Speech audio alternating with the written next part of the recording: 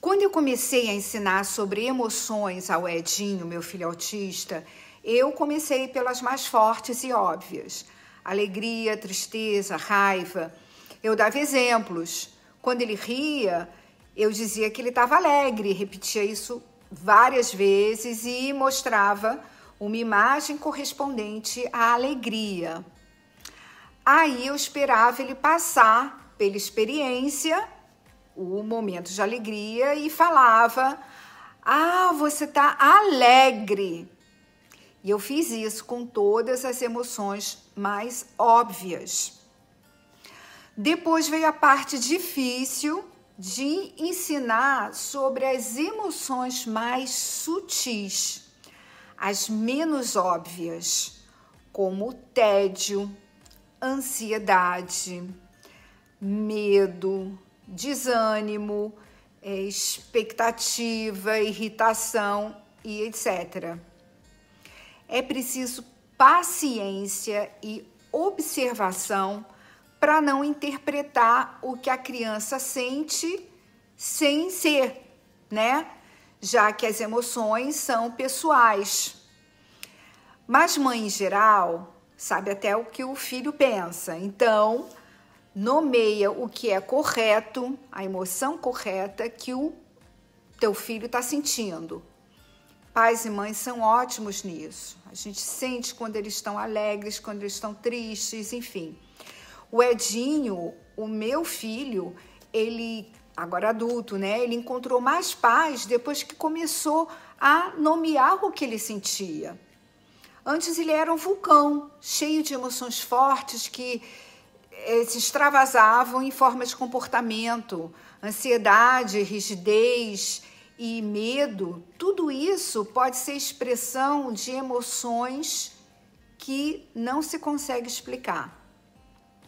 Se o meu filho estava feliz, ele corria pela casa, subia e descia do sofá, pulava, dava gritinho, abanava muito as mãos, num jeitinho assim alegre, tá? Não de irritação, mas feliz. Se ele estava irritado, ele jogava coisas no chão, batia portas, gritava. Se ele estava entediado, ele ficava girando a rodinha dos carrinhos ou ia para frente da máquina de lavar, ver a máquina girar.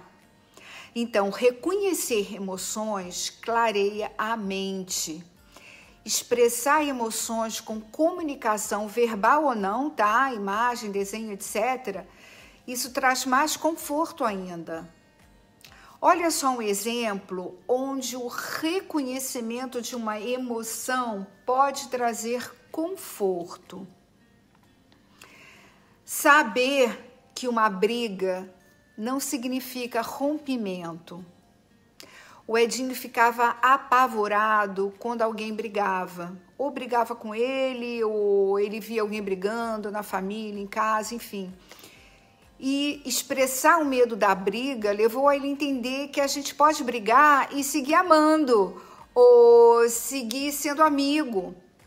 Esse processo inclui muito entendimento sobre as emoções, como também o de aprender que nada dura para sempre. Então, se ele estava triste ou estava muito alegre, essas emoções também podiam não durar muito tempo. Isso dava mais tranquilidade para ele, mais controle. E não é só aprender a identificar emoções, gente, mas saber como lidar com as emoções, que é a parte 2 desse aprendizado socioemocional, tá? É lidar com as emoções que vão sendo identificadas. E o amadurecimento emocional de uma pessoa autista, em geral, demora um pouco mais que o das pessoas neurotípicas, mas é um processo contínuo.